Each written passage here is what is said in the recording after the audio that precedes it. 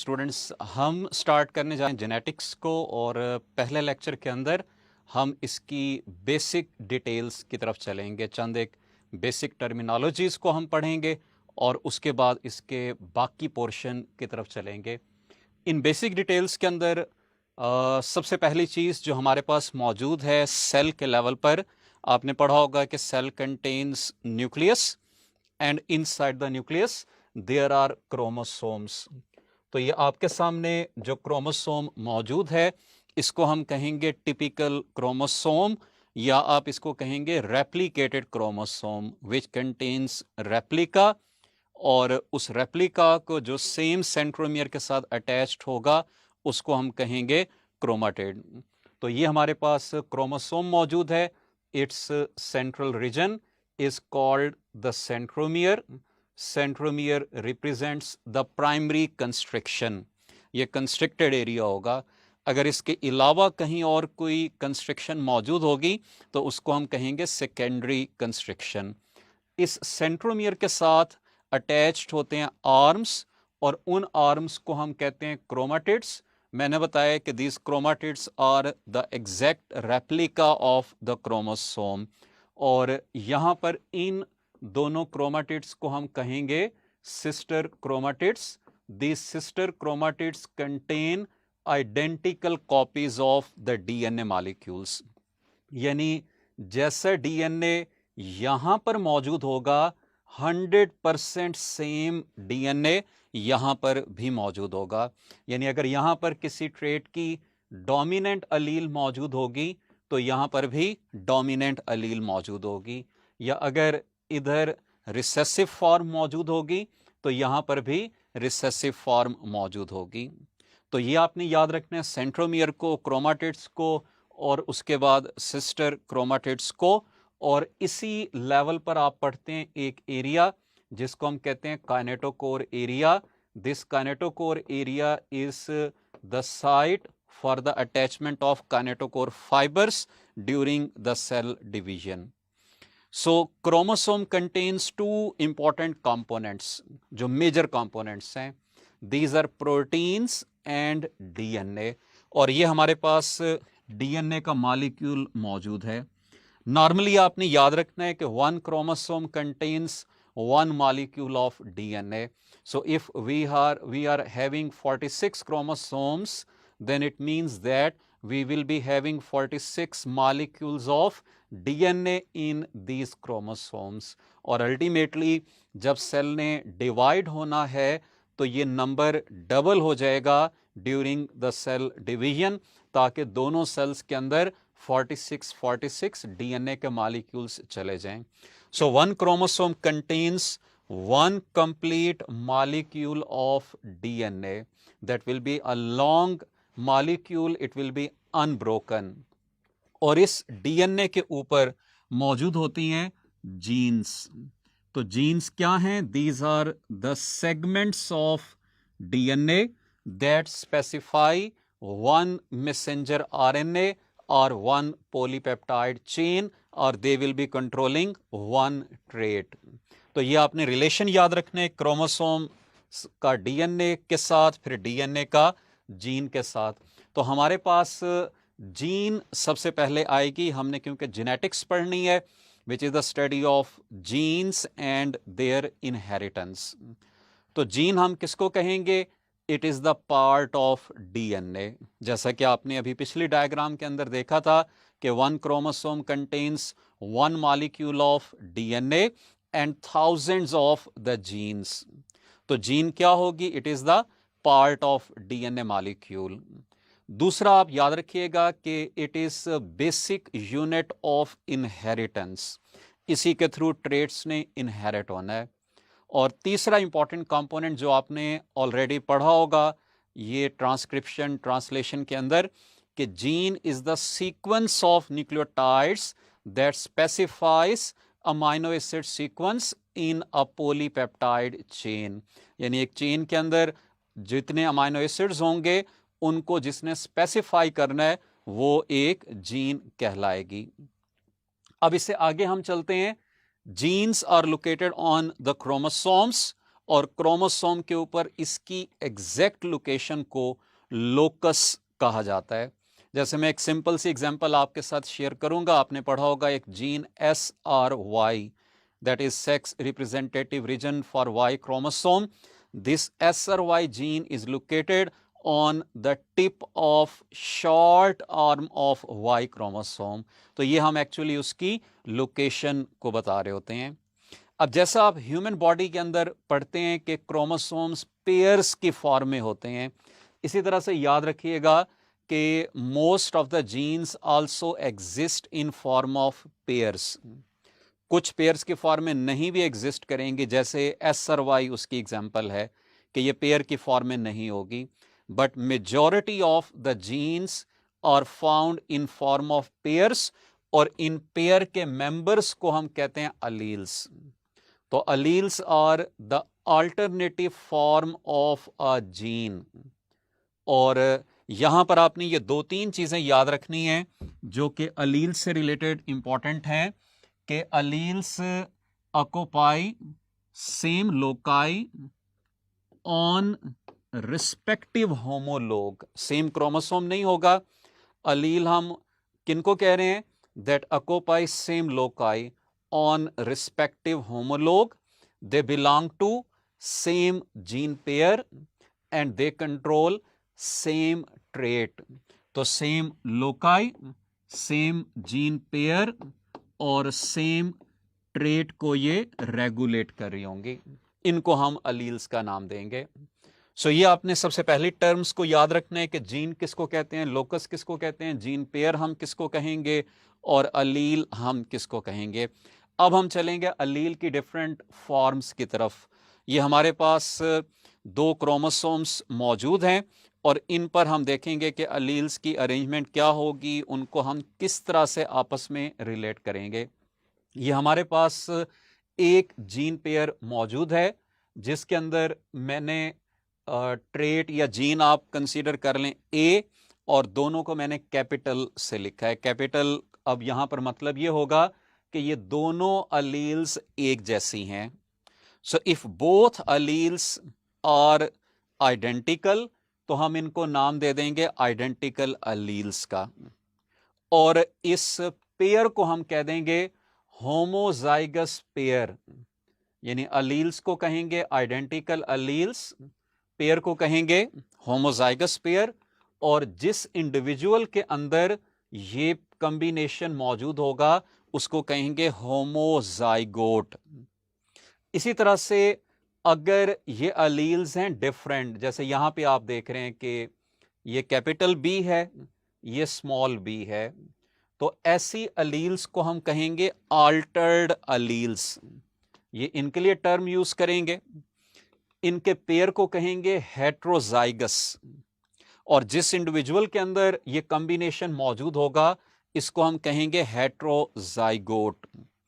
अब आपने एक चीज याद रखनी है कि ये एक दूसरे की अलील्स हैं, ये एक दूसरे की अलील्स हैं। अगर हम इनका आपस में रिलेशन लेंगे तो ये जीन्स होंगे, यानी there are 2 genes present on the same chromosome. So ये दोनों जीन्स को रिप्रेजेंट कर रही हैं, ये दोनों एक दूसरे की अलील्स हैं, और ये दोनों भी एक दूसरे की अलील्स कहलाएंगी। तो यहां पर आप देख रहे हैं कॉम्बिनेशन में कि जैसे ये होमोजाइगस डोमिनेंट का कॉम्बिनेशन होगा, ये हेट्रोजाइगस का कॉम्बिनेशन है, इसी तरह होमोजाइगस रिसेसिव का कॉम्बिनेशन भी मौजूद हो सकता है। अब इससे आगे मजीद चंद एक और टर्म्स की तरफ हम चलते हैं।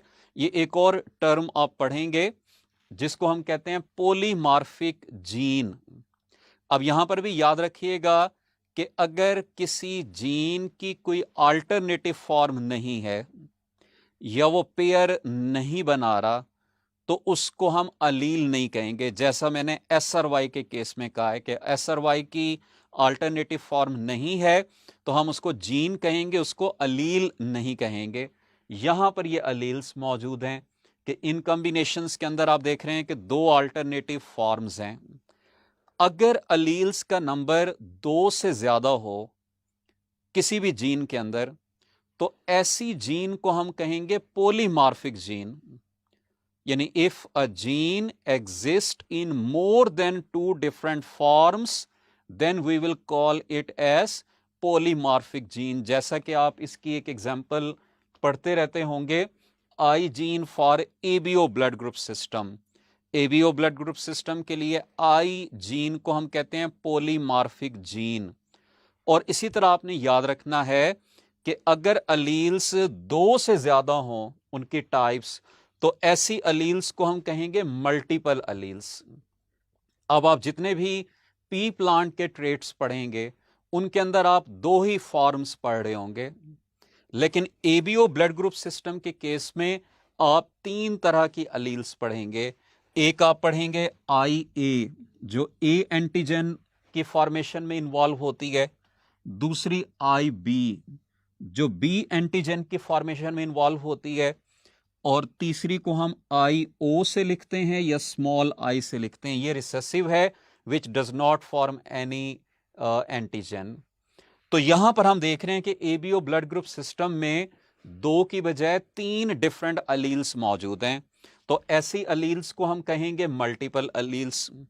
और जिस जीन के अंदर ये मल्टीपल अलील्स होंगी उस जीन को कहेंगे पॉलीमॉर्फिक जीन। तो I is the polymorphic gene, I A, I B और आई ओ ये मल्टीपल अलील्स हैं। लेकिन आपने एक चीज याद रखनी है कि जो अलील्स का नंबर है मल्टीपल अलील्स का, वो 3 से 300 तक हो सकता है। लेकिन ये नंबर हम बताते हैं पॉपुलेशन के अंदर, डिफरेंट इंडिविजुअल्स में। अगर एक इंडिविजुअल हम लेंगे तो एक इंडिविजुअल में क्योंकि 2 ही क्रोमोसोम्स होंगे तो उनकी कोई सी 2 फॉर्म्स वहां पे मौजूद होंगी। यानी ऐसा नहीं हो सकता कि किसी इंडिविजुअल में ये तीनों अलील्स एट ए टाइम मौजूद हों। अगर ऐसा होगा तो ये एबनॉर्मेलिटी होगी। तो इंडिविजुअल के अंदर इनमें से कोई सी 2 फॉर्म्स होंगी, जैसा कि आप ये ब्लड ग्रुप्स के अंदर देखते हैं कि या तो होगी आई ए ब्लड ग्रुप के केस में, या होगी आई ओ, ये भी ए ब्लड ग्रुप है, या आई बी, ये ए बी ब्लड ग्रुप है, या आई बी ये बी ब्लड ग्रुप है, होमोजाइगस है। आई ओ ये हेट्रोजाइगस बी ब्लड ग्रुप है। और आई ओ या स्मॉल आई से हम इसको लिखते हैं, ये ओ ब्लड ग्रुप है। तो यहां पर आप देख रहे हैं कि हर एक इंडिविजुअल के अंदर इनकी कोई सी 2 फॉर्म्स हैं। लेकिन अगर हम इस पूरी पॉपुलेशन को लेंगे तो आपको यहां पर 3 डिफरेंट फॉर्म्स मिलेंगे, यानी आई ए, आई बी और आई ओ। तो इनको हम मल्टीपल अलील्स का नाम देंगे। तो ये आपने टर्म याद रखनी है कि पॉलीमॉर्फिक जीन किसको कहते हैं और मल्टीपल अलील किसको कहते हैं। तो अब तक हमने जीन के बारे में पढ़ा, फिर अलील, फिर अल्टर्ड अलील, आइडेंटिकल अलील, फिर पॉलीमॉर्फिक जीन, उसके बाद हमने मल्टीपल अलील्स को पढ़ा। अब चलते हैं चंद एक और मजीद टर्मिनोलॉजीज की तरफ। ये जेनेटिक्स के अंदर आप एक टर्म फ्रीक्वेंटली पढ़ेंगे जिसको हम ट्रेट कहते हैं। अब ट्रेट जेनेटिक्स में किसी भी उस करैक्टर को कहा जाता है that is controlled by the genes.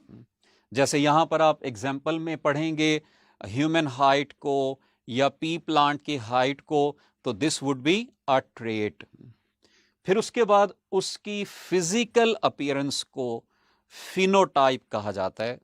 जैसे हाइट ट्रेट है तो टॉल और शॉर्ट ये क्या होंगी, these will be the phenotypes. इसी तरह से इसके जेनेटिक मेकअप को हम कहते हैं जीनोटाइप। जैसे कि आप यहां पर पढ़ते हैं कि ये टॉल का जेनेटिक मेकअप है होमोजाइगस टॉल का, ये हेट्रोजाइगस टॉल का, ये शॉर्ट का जेनेटिक मेकअप है, तो ये इसकी जीनोटाइप कहलाएगी। इसी तरह से आपने एक टर्म पढ़ी होगी डोमिनेंट की। अब सबसे पहले तो इसको समझना है कि डोमिनेंट हम किसको कहते हैं, और एक आप सिंपल इसके बारे में पढ़ेंगे कि जो F1 में अपीयर हो जाएगा वो डोमिनेंट होगा, जो नहीं होगा वो रिसेसिव होगा।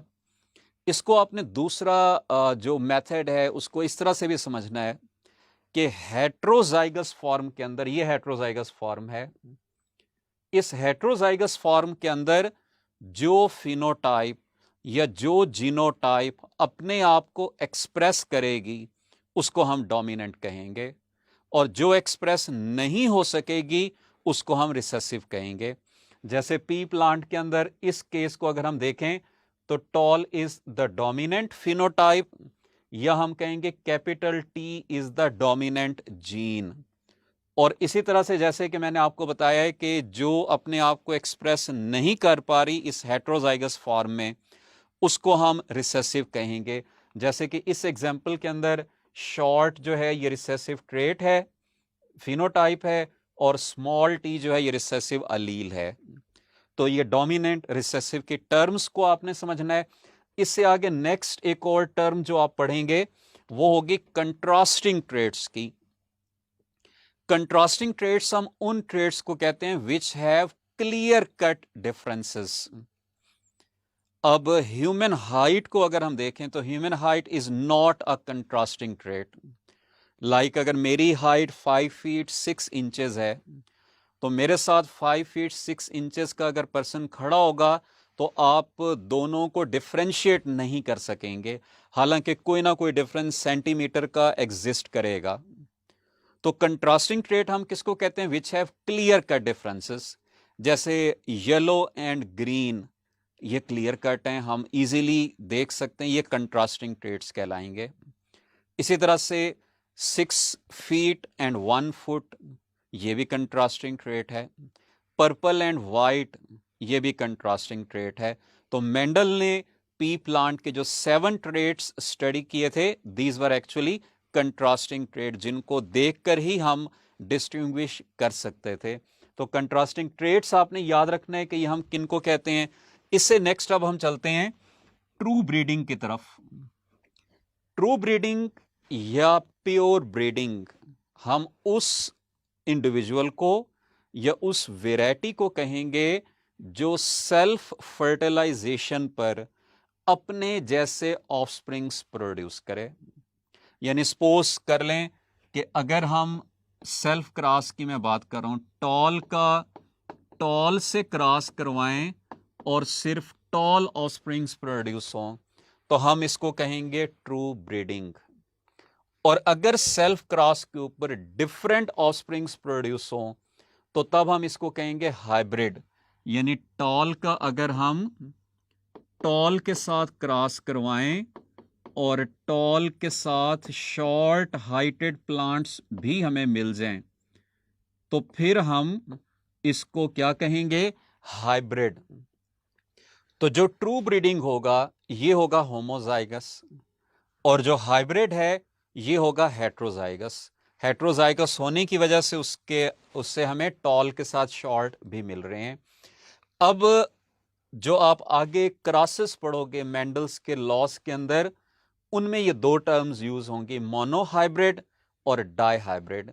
यानी अगर हम किसी क्रॉस के अंदर एक ट्रेट को फॉलो कर रहे हैं तो उसको हम मोनोहाइब्रिड कह देंगे, या ऐसा इंडिविजुअल जो एक ट्रेट में डिफरेंस शो कर रहा है उसको मोनोहाइब्रिड कहेंगे। अगर 2 में डिफरेंस शो कर रहा है तो उसको डाइहाइब्रिड कह देंगे। कि लाइक अगर हम सिर्फ हाइट को स्टडी कर रहे हैं तो ये मोनोहाइब्रिड है, लेकिन अगर हम सीड शेप और सीड कलर दोनों को इकट्ठा स्टडी करें तो ये डाइहाइब्रिड कहलाएगा। इसी तरह से आप ये डिफरेंट जनरेशन्स पढ़ेंगे, उनके सिंबल्स मैंने लिखे हैं। जहां पे भी पी का वर्ड यूज होगा it will stand for parental generation, and F will stand for filial generation. Filial कहते हैं प्रोजिनी को, अगली जनरेशन को। तो पहली जनरेशन आएगी तो उसको F1 कह देंगे, उससे अगली आएगी F2, उससे अगली F3। तो ये आपने टर्मिनोलॉजीज को याद रखना होगा। जैसे कि आपने यहां पे पढ़ा था कि जो जीनोटाइप है, genotype is the genetic composition of a trait. ये एक ट्रेट को रिप्रेजेंट करती है, लेकिन एक इंडिविजुअल का जो जेनेटिक मेकअप होगा उसको हम जीनोम का नाम देते हैं। Genome represents genetic makeup of an individual. और इसी तरह से याद रखिएगा कि अगर कंप्लीट पॉपुलेशन के अंदर हम उस ट्रेट की जीन्स को ले रहे हैं तो इसको जीन पूल का नाम देंगे। यानी जीनोटाइप ट्रेट के लिए, जीनोम इंडिविजुअल के लिए, और जीन पूल ये पॉपुलेशन के लिए टर्म यूज होगी। अब हम चलेंगे towards the 7 traits of the P plant that were studied by the Mendel in his experiments.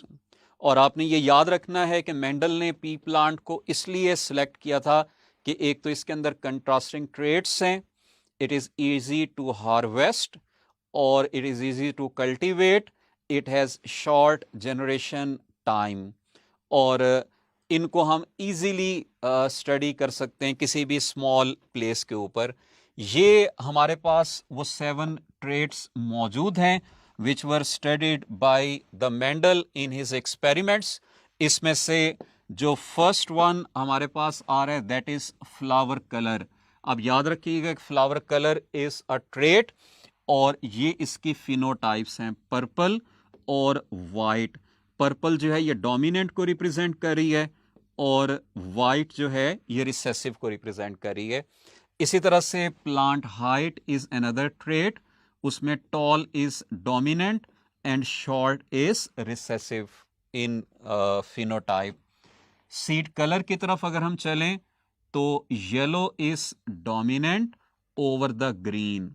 इसी तरह से सीड शेप के अंदर round is dominant over the wrinkled, और जो पॉड कलर है, फली का कलर है, ये इस सीड के कलर के अपोजिट हो जाएगा। यानी पॉड कलर के केस में green will be dominant and yellow will be recessive. इसी तरह से पॉड शेप की तरफ अगर हम जाएं तो इन्फ्लेटेड फुल या जो फूली होगी वो डोमिनेंट है और कंस्ट्रिक्टेड या फ्लैट ये रिसेसिव होगी। और लास्ट में फ्लावर की पोजीशन की तरफ अगर हम जाएं तो एक्सियल जो है ये डोमिनेंट होगी। एक्सियल का मतलब है कि लीफ की एक्सेस पे प्रोड्यूस होगी, और टर्मिनल जो है ये रिसेसिव होगी। टर्मिनल का मतलब है कि वो उस एक्सेस की टर्मिनल के ऊपर, एंड के ऊपर प्रोड्यूस होगी। सो ये हमारा लेक्चर था that was about the basic terminologies of the genetics, जो आप आगे तमाम टॉपिक्स के अंदर पढ़ेंगे। इनके रिव्यू के लिए हम ये चंद एक क्वेश्चंस को देख लेते हैं ताकि ये सारी चीज़ें आप रिव्यू कर लें, रिकॉल कर लें। क्वेश्चन नंबर 1 हमारे पास है, which of the following is true for gene. तो अल्फा पे है basic unit of inheritance, beta पे है पार्ट ऑफ डीएनए, और चार्ली पे है ट्रांसक्राइब्स इनटू मैसेंजर आरएनए, और डेल्टा पर है all ABC. So easy question है, आप लोग पढ़ चुके हैं। Delta will be the correct option. ये तीनों ही जीन से रिलेटेड टर्म्स हैं, स्टेटमेंट्स हैं। क्वेश्चन नंबर 2 है, such a gene having more than 2 different types of alleles is allele, multiple allele, pleiotropic gene, polymorphic gene। तो जीन का question है तो आंसर भी आप जीन का करेंगे। सवाल गंदम जवाब चना नहीं होगा। You will not answer multiple alleles. Gene का पूछा है तो polymorphic gene will be the correct answer. Question number 3 है, purple colour of flower in pea plant is trait, phenotype, genotype, quality. अगर क्वेश्चन होता फ्लावर कलर तो फिर हम करते ट्रेट, लेकिन यहां पर ये नहीं पूछा होगा। यहां पर है purple colour of the flower, यानी इसके बारे में पूछा है। तो पर्पल कलर क्या है, उसकी फिनोटाइप कहलाएगी। फ्लावर कलर ये ट्रेट होगा। Question number 4, it represents genetic makeup of a trait. एक ट्रेट का पूछा है। Phenotype, genotype, genome, gene pool. आपने अभी पढ़ा है कि अगर एक ट्रेट का जेनेटिक मेकअप हम लेंगे तो उसको हम जीनोटाइप कहेंगे। So beta is the correct answer.